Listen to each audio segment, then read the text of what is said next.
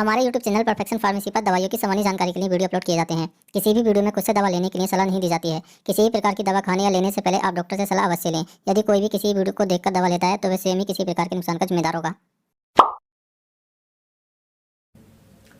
Hello everyone, welcome to my YouTube channel perfection pharmacy. Perfection pharmacy पर friends आप सभी का वेलकम है। So friend, today we will discuss about nausea and vomiting. So guys, आज हम बात करेंगे नोजिया एंड वॉमिटिंग डिजीज के बारे में, यानी जी मचलाना या उल्टी होना। ये इस बीमारी के बारे में आज हम बात करेंगे।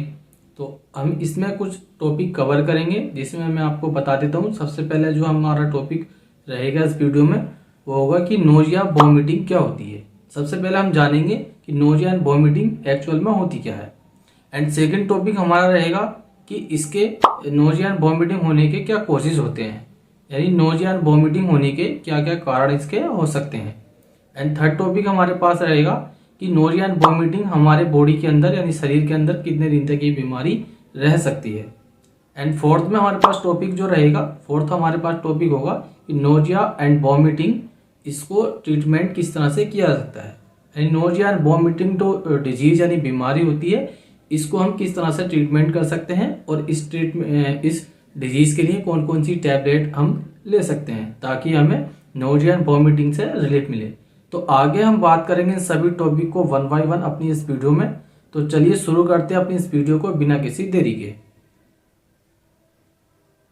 सो गाइज, अब हम बात करेंगे अपने सबसे पहला टॉपिक के बारे में कि सबसे पहला जो टॉपिक मैंने आपको बताया था कि नोजिया एंड वॉमिटिंग क्या होती है।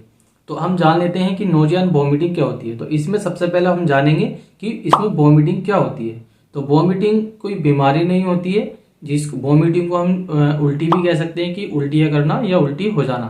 तो ये कोई एक बीमारी नहीं होती है, ये एक नेचुरल प्रोसेस होती है। इसकी कुछ सर्टेन रीजन होते हैं जिसकी वजह से आपको ये उल्टियाँ हो सकती हैं, जो कि आपकी स्टमक में जो भी फूड होगा या लिक्विड होगा वो आपके ईसोफेगस बाय माउथ आउट हो जाता है, यानी बाई आपके माउथ से सीधे बाहर निकल जाता है। ये कोई एक बीमारी नहीं होती, एक नेचुरल प्रोसेस होती है।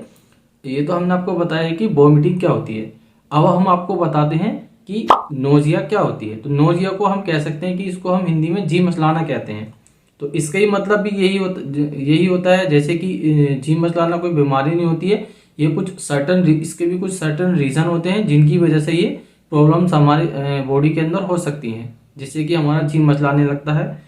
इसमें कुछ जैसे कि नॉर्मली हमारे ईसोफेगस और जो हमारा थ्रोट होता है या माउथ होता है उसके अंदर डिस्कम्फर्ट हमें होने लगता है। तो ये हमने आपको बताया है कि नोजिया एंड वॉमिटिंग क्या होती है।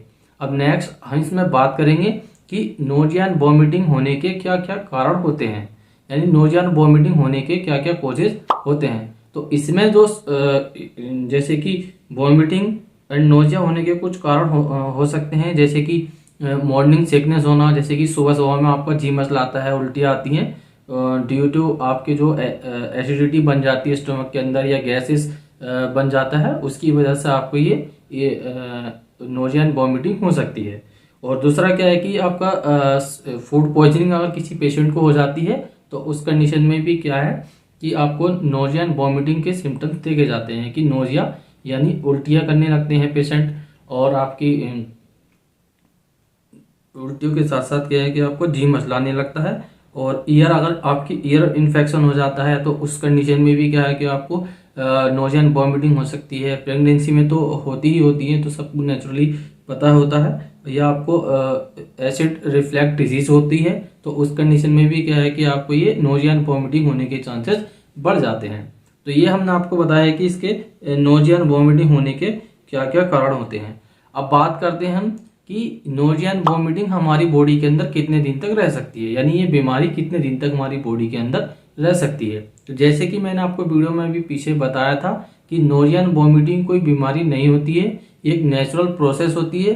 ये कुछ एसिड रिफ्लैक्स डिजीज की वजह से हो सकती है। आपके स्टमक के अंदर एसिड बन रहा है तो उसकी वजह से हो सकती है, मॉर्निंग सिकनेस की वजह से हो सकती है, और क्या है कि आपको फूड पॉइजनिंग की वजह से भी हो सकती है। और आपको किसी फीमेल को प्रेगनेंसी अगर होती है तो उस कंडीशन में भी क्या है कि वो आपको क्या वॉमिटिंग एंड नोजिया हो सकती है। ये कोई बीमारी नहीं होती है।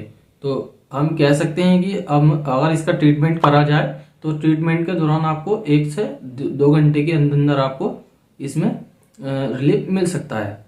अब बात करेंगे हम इसमें कि इसमें ट्रीटमेंट में सो गाइज अब हम बात करते हैं नोजिया एंड वोमिटिंग के ट्रीटमेंट के बारे में कि नोजिया एंड वोमिटिंग का ट्रीटमेंट क्या होता है। तो इसमें क्या है कि सबसे पहले पेशेंट को आपने रिलैक्स कर लेना है, क्योंकि इसमें पेशेंट को डिजीनेस यानी चक्कर से आते हैं और जी मचलाता है और दिल घबराता है। तो इस कंडीशन में क्या है कि आपको पेशेंट को रिलैक्स कर लेना है। अब बात करते हैं हम इसमें ट्रीटमेंट की कि इसमें कौन कौन सी टैबलेट पेशेंट के लिए दी जाती हैं। तो सबसे पहले क्या है कि आपको पेरिनोम की 10 mg की टैबलेट लेनी है 4BD, यानी सुबह शाम आप 10 mg की जो पेरिनोम की टैबलेट है पेशेंट के लिए सुबह शाम में दे सकते हैं। और इसके साथ में क्या है कि आप एक एसिलॉक टैबलेट ले लेंगे जो कि 150 mg में लेनी है, वो भी आप पेरिनोम टैबलेट के साथ में दे सकते हैं। या आप एसिलॉक टैबलेट नहीं दे सकते हैं तो पेंटोप TSR कैप्सूल दे सकते हैं। या उसके साथ साथ में क्या है कि आपको रेनिटिडिन टैबलेट दे सकते हैं। और साथ ही साथ में क्या है आप उसमें ओसिट कैप्सूल भी पेशेंट के लिए दे सकते हैं। या फिर आप उसके साथ साथ में स्टिमिडल MD टैबलेट भी दे सकते हैं। एसिलॉक के बाद में जो भी मैंने टैबलेट बताई है उनमें से कोई एक टैबलेट ले सकते हैं फॉर एसिडिटी, यानी गैस के लिए, ऐसे कि पेंटोप TSR है, ओसिड है, या आपकी रेनिटिडिन टैबलेट है, या एसिलॉक है, इन सब में से कोई एक टैबलेट ले सकते हैं। उसके बाद में क्या है कि आपको एक बेटनासोल टैबलेट ले लेनी है, वो भी आपको सुबह शाम देनी है। पेरिनोम, एसिलॉक और स्टिमिडल MD और बेटनासोल, ये सभी टैबलेट आपको सुबह शाम देनी होती हैं पेशेंट के लिए।